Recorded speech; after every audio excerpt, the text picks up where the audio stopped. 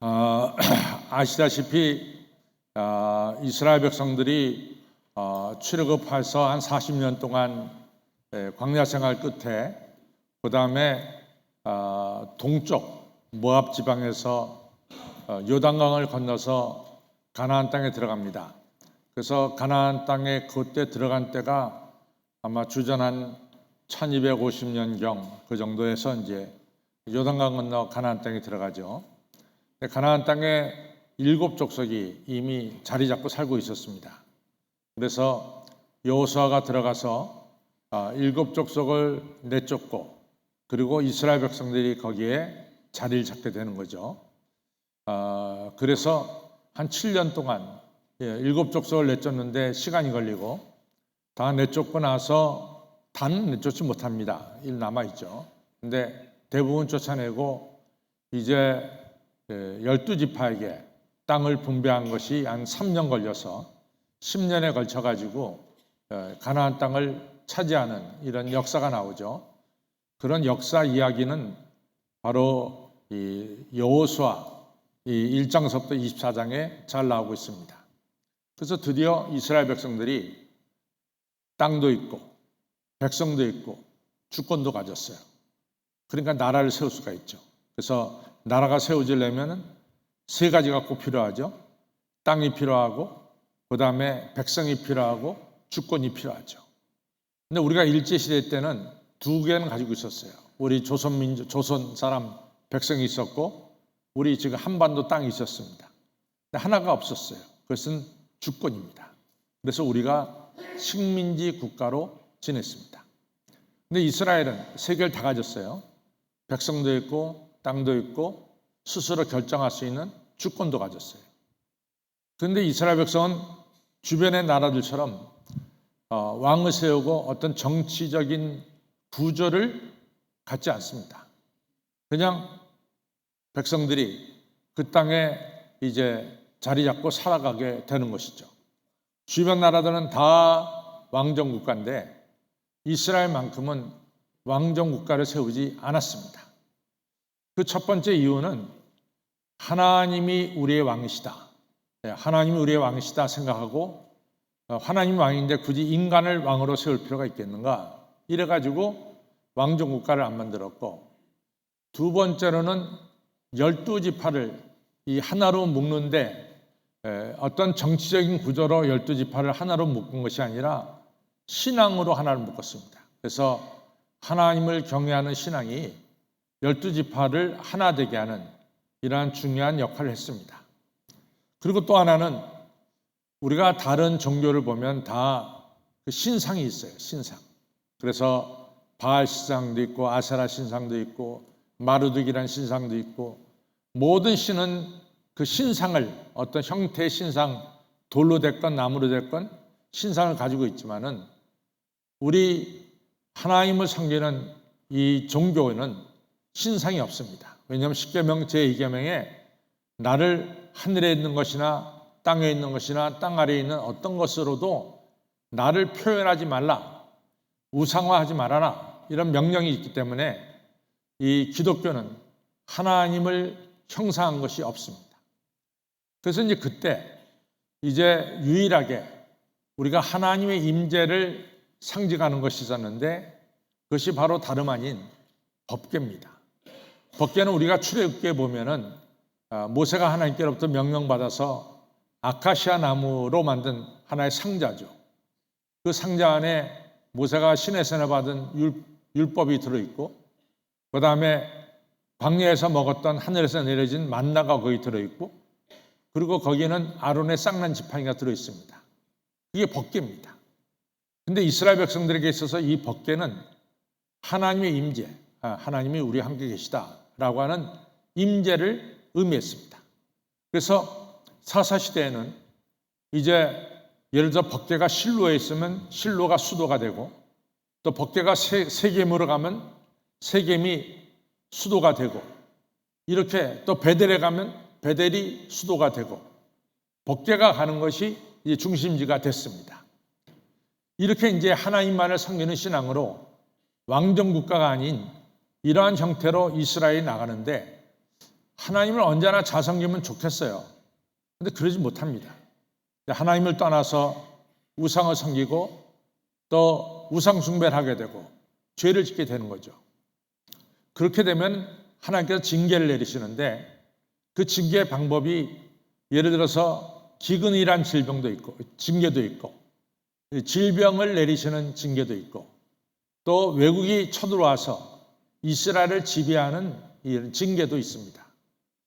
이런 하나님의 징계를 받고 어려움에 처했을 때 이스라엘 백성들이 죄를 깨닫습니다. 그리고 회개를 하게 되죠. 그리고 하나님께 부르짖어 기도하게 되죠. 그렇게 되면은 하나님께서 그 부르짖는 기도를 들어주시고 하나님이 택한 사람을 기름 부어서 보냅니다. 하나님이 택한 사람 그리고 기름 부어서 보낸 사람을 가리켜서 뭐라고 부르냐면 사사라 부른단 말이에요. 사사. 그래서 사사기에는 우리가 대사사 6명과 소사사 6명, 12명의 사사가 등장해요.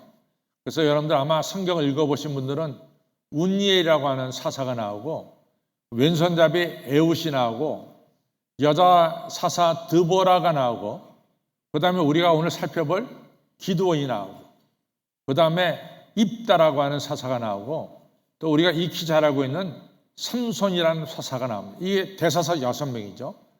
그리고 맨 마지막에 사무엘 상황에 가면은 우리가 한 대로 사무엘 사사가 사사의 마지막이 되겠습니다. 이래서 사사들이 하나님의 능력을 받아서 외국을 못 잘라내고 다시금 이스라엘에게 평화를 가져다 주는 이런 귀한 역할을 사사들이 했어요. 그런데 오늘은 우리가 이 사사기에 나온 12명의 사사 중에서 사사 기드온을 좀 살펴보려고 합니다. 근데 사사 기드온 시대는 이스라엘 백성들이 하나님을 떠나서 우상 숭배하니까 하나님께서 징계를 내리셨는데 그 징계가 어떤 방법이냐면은 미디안 아말렉 족속이 이스라엘을 이제 점령하는 지배하는 그런 징계를 내리셨어요. 그런데 이제 미디안 아말렉이 뭐 1년 365일 내내 이스라엘 백성들을 이런 지배하고 그 안에 거주하면서 지배한 게 아니라 아말렉 미디안은 또 자기들이 거하는 곳에 거하다가 이스라엘 백성들이 봄에 씨앗을 뿌리고 가을에 추수거리를 하잖아요. 그럼 가을에 추수거리 할 때 이 사람들이 벌떼같이 들어와가지고 이 사람들이 추수한 걸 다 뺏어갑니다. 다 뺏어가고 집에서 기르던 가축인 소와 양까지도 다 뺏어가요. 그래서 모든 것을 다 뺏겨요. 근데 이제 우리가 살다 보면 아시다시피 사람이 아침부터 저녁까지 당신 오늘 일하면은 내가 일당을 뭐 10만 원, 20만 원 주겠어. 그러면 이 사람이 열심히 일해서 이제 일이 끝나면 저녁 때 일당을 받아야 되잖아요. 근데 일당을 주는 고용주가 도망가 버렸다. 그럼 그 일하는 사람이 얼마나 허무하고 허탈하겠어요? 그러니까 봄에 씨를 뿌리고 여름에 뭐 땀 흘려가면서 김 메고 뭐 다 이러다가 가을에 추수를 하게 되면 이것들이 벌떼같이 나타나가지고 다 뺏어가니까 말이죠. 이스라엘 백성들이 정말로 허탈했습니다. 그러기를 몇 년을 했냐면 무려 7년 동안 당했어요. 7년 동안. 그러니까 7년을 당하고 나니까 이스라엘 백성들이 죄를 회개하고 부르짖어 기도했습니다. 그때 하나님이 보내신 사람이 바로 기드온이고 또 기드온이 이 아말렉과 이 미디안을 갖다가 물리치고 이스라엘에 40년 동안 평화를 가져다 준 그 사사가 바로 사사 기드온이다. 이렇게 보면 되겠습니다. 이런 귀하게 쓰임받은 사사 기드온을 보면은 어떤 면에서 하나님께서 사사 기드온을 크게 보고 들으셨을까? 첫 번째는 사사 기드온은 오늘 성경에서 본 것처럼 자꾸만 미디안이 이 추수 때가 되면은 다 뺏어가니까 그래도 자기 가족은 먹일 만큼의 곡식은 남겨놔야 되지 않겠어요? 그러니까 큰 포도즙 틀 있잖아요. 그 포도 넣고 그냥 발로 팍 밟아가지고 밑에서 포도즙이 흘러서 이제 포도주를 만드는 포도즙 틀 큰 게 있습니다. 거기에 이 기드온이 스며들어가지고 포도즙 틀에 들어가서 미리삭을 갖다가 몰래 미디안 사람 눈에 안 띄게 추스하고 있었어요.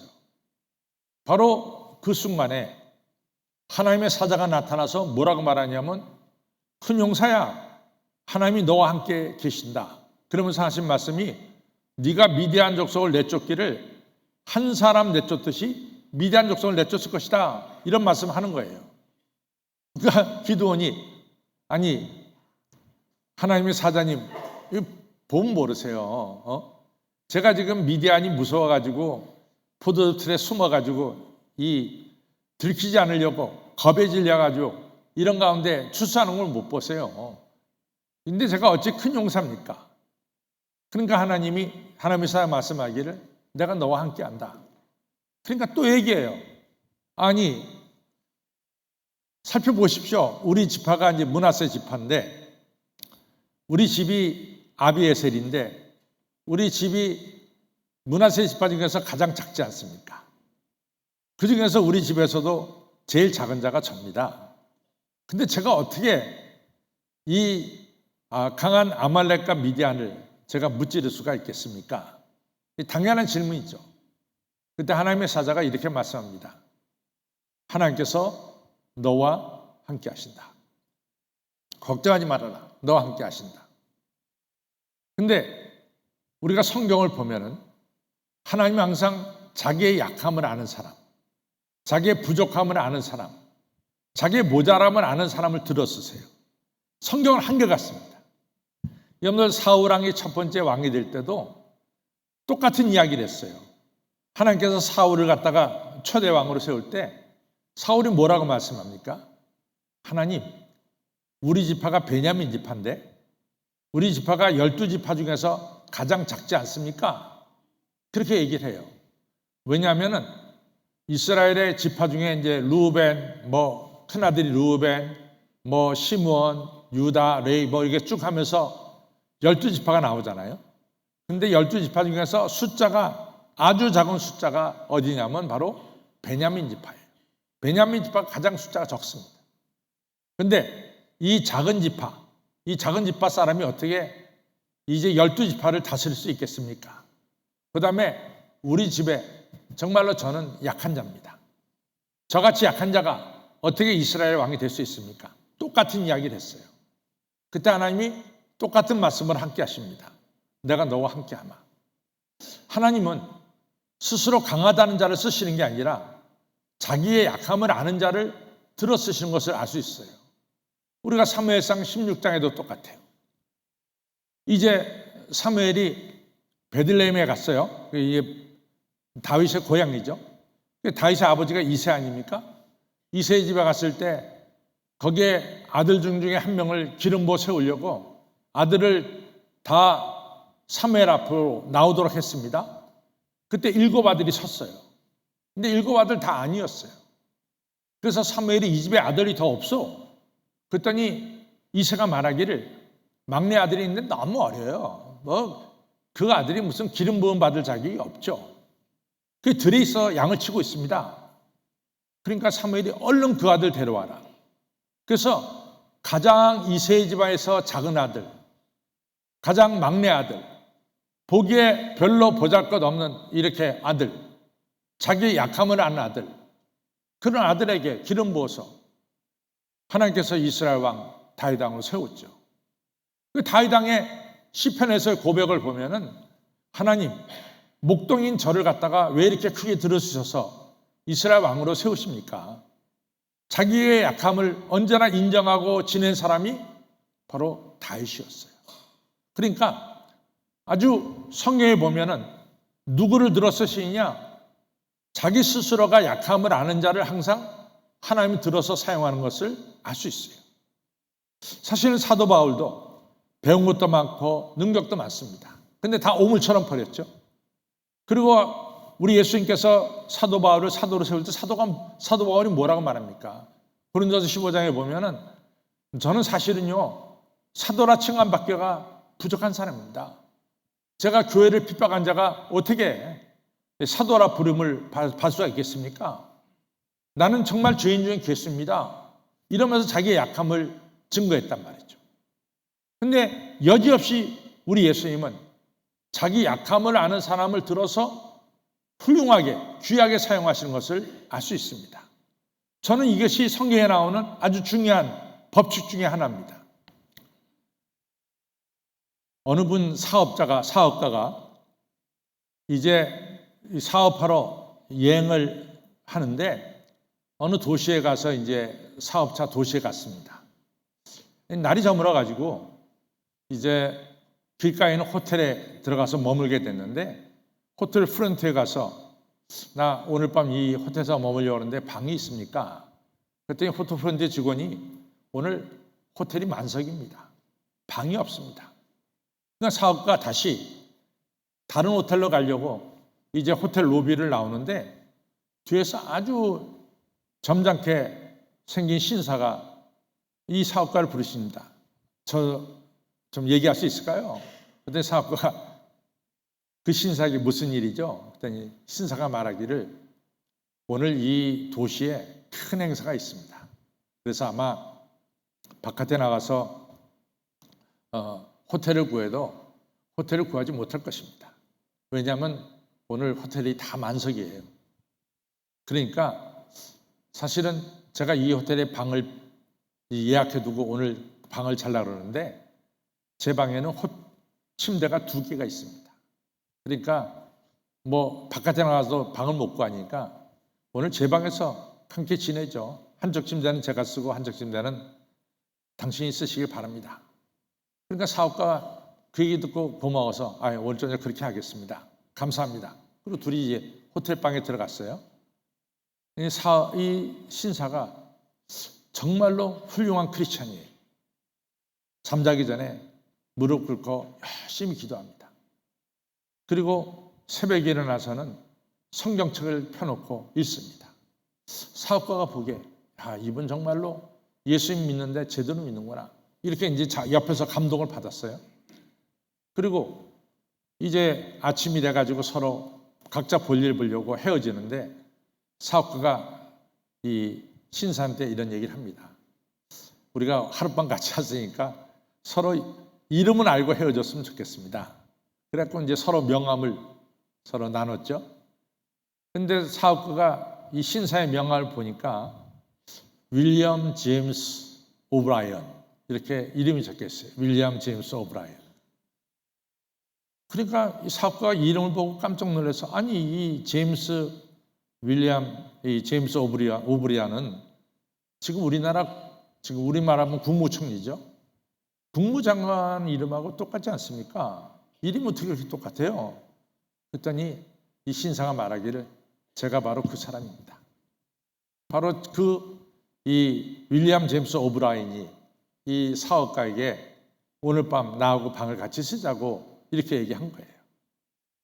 여러분, 우리에게 감동을 주지 않습니까? 누구를 하나님께서 크게 들어 쓰십니까? 자신의 약함을 알고 그리고 이같이 베푸는 사람을 크게 들어 쓰시는 거예요. 저는 지금까지 인생을 살면서 중요한 것은 내가 모자라고 부족한 것이 문제가 아니에요. 절대로 모자라고 부족한 것은 문제가 안 돼요. 뭐가 문제가 되냐? 내가 잘났다고 생각하는 게 문제예요. 내가 모든 것을 다 할 수 있다는 게 문제예요. 항상 성경에는 어떤 사람이 넘어지는가? 자기가 다 할 수 있다고 생각하는 사람들이 넘어지는 거예요. 그러나 자기의 부족을 깨닫고 하나님을 의지하는 사람은 하나님께서 그 사람을 들어 쓰시는 거예요. 기드온을 들어 쓰는 것도 똑같습니다. 기드온이 자기의 부족을 아니까 하나님께서 기드온과 함께 하셔서 미디안을 이처럼 무찌를 수 있는 능력의 사람으로 들어 쓰신 거예요. 성도 여러분, 내 아들, 딸이 수능 성적이 적게 나왔다. 그게 문제가 아니에요. 우리는 다 완벽할 수가 없죠. 우리는 부족한 게 많습니다. 그러나 우리가 부족한 것을 인정하고 하나님께 의지할 때 하나님께서 그 사람을 들어 쓰시는 거예요. 기드온을 들어 쓴 것은 기드온이 자기의 부족을 깨닫고 인정했을 때 하나님께서 기드온을 들어서 미디안을 내쫓는 훌륭한 사사로 세워주신 거죠. 항상 중요한 것은 내가 부족하다는 것을 깨닫고 느낄 때 하나님께서 들어 쓰신다는 것을 꼭 기억하시기를 바랍니다. 두 번째로 중요한 건 뭐냐?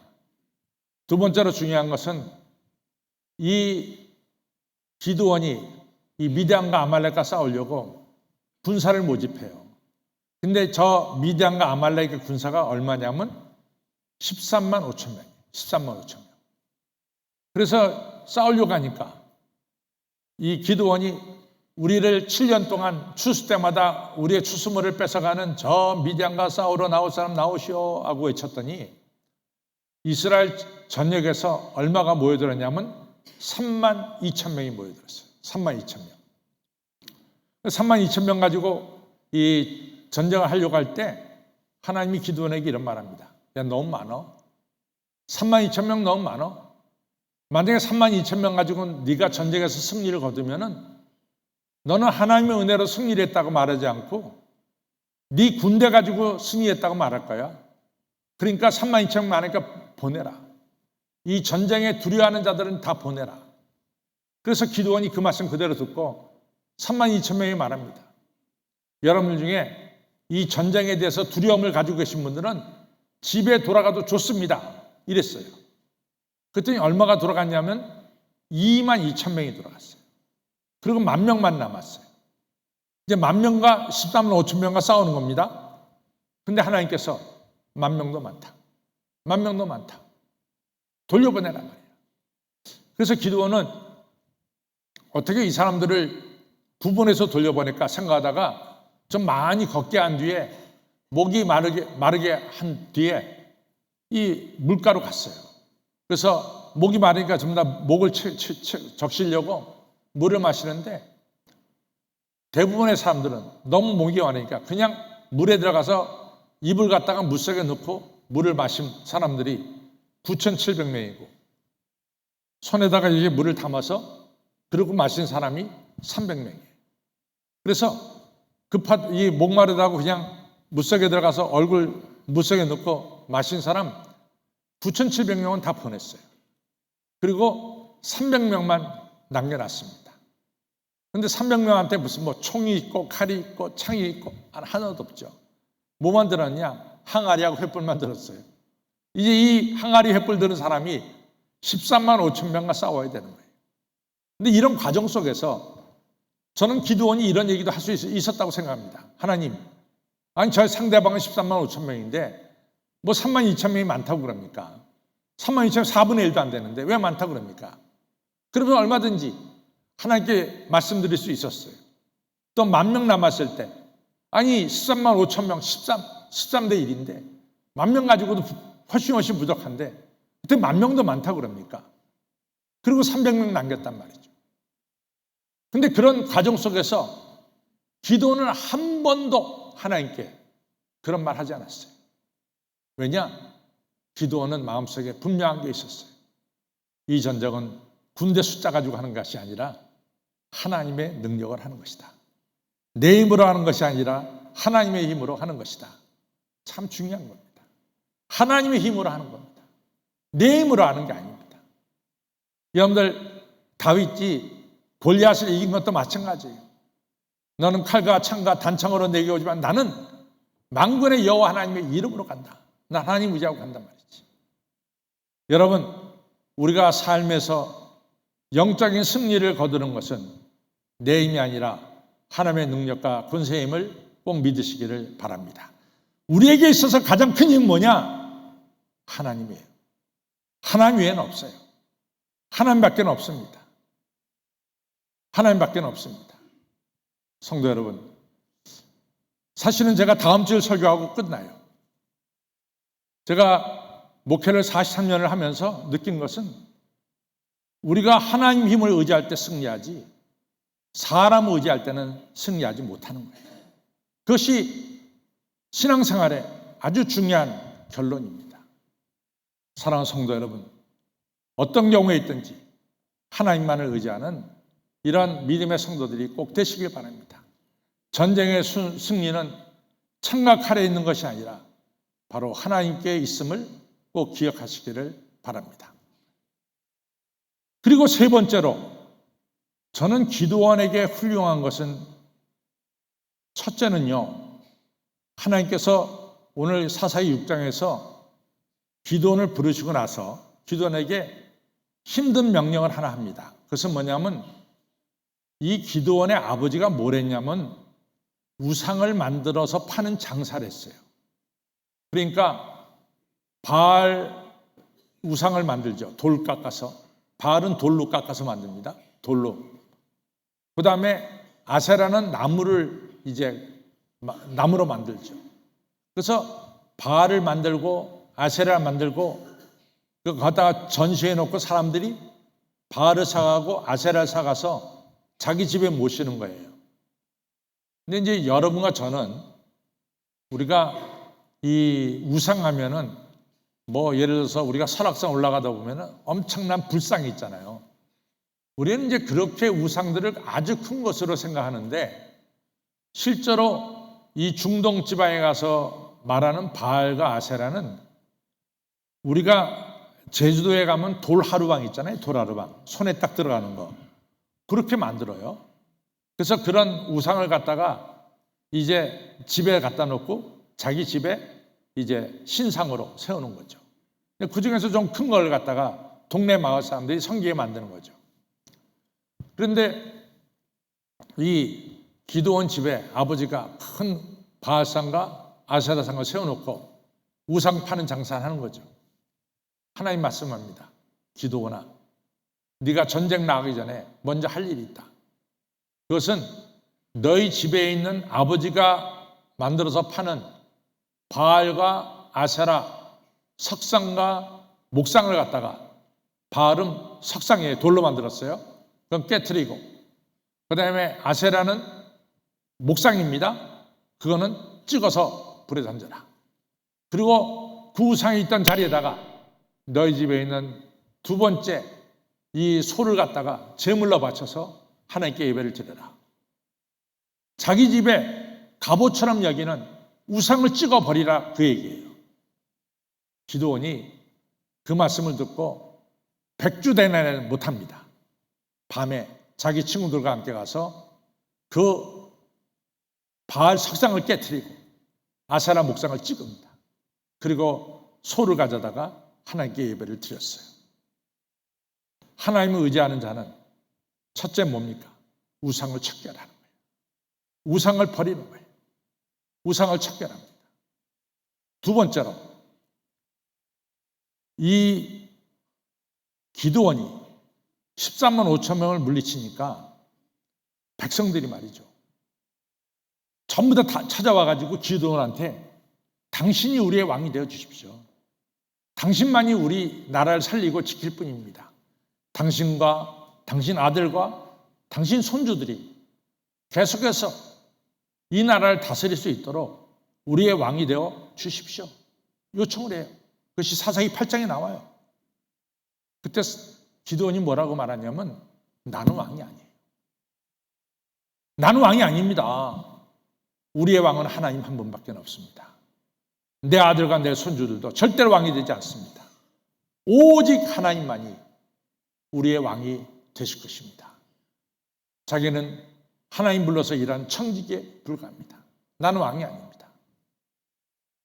여러분, 우리가 마태복음 14장에 보면 오병여로 5천 명 먹이고 나서 어떤 일이 벌어졌습니까?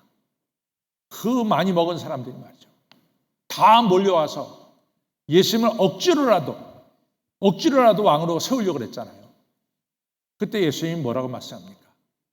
내가 이스라엘 왕으로 온 게 아니다. 여기 나라 한 땅의 왕으로 온 것이 아니다. 다 내보냈잖아요. 이처럼 기드온도 자기가 해야 될 일을 알았어요. 자기가 있어야 될 자리를 알았어요. 자기는 이스라엘 왕이 아니라 이스라엘 왕은 오직 하나님 한 분이다 이거죠. 그렇게 추대한데도 불구하고 다 보내고 나와 내 아들과 내 손주는 왕이 되지 않습니다. 얼마나 분명한 자기 자리를 가지고 있습니까? 저는 그게 중요해요. 내가 있어야 될 자리가 어디고 내가 서야 될 자리가 뭐고 나는 뭐고 이것이 중요합니다. 바로 기드온을 크게 들어서신 것은 기드온은 자기 자리를 알았던 사람입니다. 그래서 기드온을 크게 들어서신 거죠. 또 하나는 여러분들 이제 우리가 이스라엘을 이렇게 보면은 조금 더 크게 보면은 이스라엘 백성들이 출애굽하잖아요. 출애굽기 12장서부터 출애굽이 시작되는데 이 출애굽의 과정 속에서 그리고 모압 평지까지 오는 이 40년 동안은 이스라엘 12지파 중에서 어느 지파가 리더 역할을 했느냐 하면은 레위 지파가 리더 역할을 했어요. 그러니까 레위 지파라고 하는 것은 아시다시피 모세가 레위 지파입니다. 그러니까 레위 지파가 이 주도적인 역할, 리더의 역할을 합니다. 그 다음에 요단강을 건너서 가나안 땅을 차지하고 이제 12지파에게 땅을 나눠주고 그러면서 나갈 때는 어느 지파가 리더 역할을 하냐면 에브라임 지파가 리더 역할을 합니다. 에브라임 지파가. 그 다음에 나중에 이제 다윗 왕이 왕이 되면서부터는 쭉 지금까지는 어느 지파가 리더 역할을 하냐면 유다 지파가 그 역할을 합니다.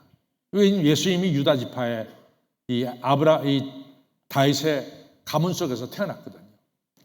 근데 지금 제가 말씀드리는 이 기드온 시대에는 어느 지파가 이 리더 역할을 했냐면 조금 전에 말씀드린 것처럼 에브라임 지파가 리더 역할을 했어요.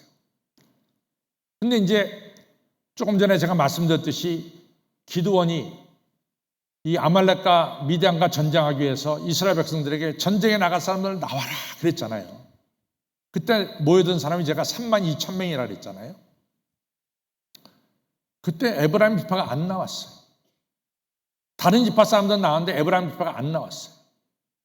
아마도 이 아말렉과 미디안하고 싸우면은 이스라엘 질 것 같으니까 안 나온 것 같아요. 근데 300명의 용사 가지고 전쟁을 딱 붙으니까 하나님이 함께 하시니까 300명의 용사, 기드온의 300명의 용사가 미디안과 아말렉을 이기는 거야. 그래서 전쟁이 98%까지 끝났어. 98%까지. 2%만 남으면 전쟁이 끝나는 거야. 전쟁 다 이긴 거야. 그때 에브라임 지파 사람들이 나타난 거야. 그리고 기드온을 막 흔들어댑니다. 당신 말이야 이 큰 전쟁하는데 왜 우리 에브라임 지파를 안 불렀어? 왜 안 불렀겠어요? 자기들이 안 나왔지. 왜 안 불렀어? 아니 시비를 거는 거예요. 그러면 아니 내가 불렀는데 당신 안 나오지 않았어? 이렇게 얘기가 되면 이제 드디어 이 에브라임 지파하고 이 므낫세 지파인 기드온과 제대로 싸움이 붙는 거죠. 근데 참 기드온이 지혜롭습니다. 뭐라고 말하냐면은 에브라임에서 키운 포도 중에서 맨 마지막으로 추수되는 포도, 이 끝물 포도죠. 근데 우리가 알다시피 포도가 처음에 나온 것이 맛있지. 포도 맨 끝에 나온 게 뭐가 맛있겠어요? 맛이 없단 말이죠.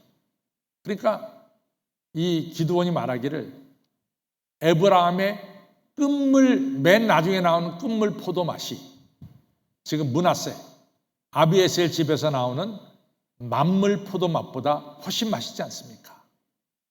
당신이 더 훌륭하지 않습니까? 이러면서 에브라임 지파를 지켜 세웠어요. 그랬더니 에브라임 지파가 이렇게 기드온이 지켜 세우는 걸 듣고 그리고 잠잠하고 돌아갔습니다. 저는 이러한 기드온의 모습이 참 훌륭하다고 생각해요. 우리 같으면 아니 전쟁 나오라 할 때 안 나오는 없어요. 지금에 와서 뭐 승리의 밥상에 뭐 젓가락 얹으려 그래? 숟가락 얹으려 그래? 이렇게 얘기할 수 있어요. 정말 그렇거든요. 지금 승리의 밥상에다가 에브라임 지파가 자기 젓가락 숟가락을 얹으려고 시비를 건 거라. 그때 이 기드온은 그걸 받아주는 거죠. 그래요. 당신의 끝물 포도가 우리의 만물 맛보다 맛있지 않소. 이러면서 이 에브라임 지파를 끌어안는 이런 모습. 정말로 기드온은 당신은 훌륭한 지도자요. 하나님이 들어서시는 지도자가 될 수 있다.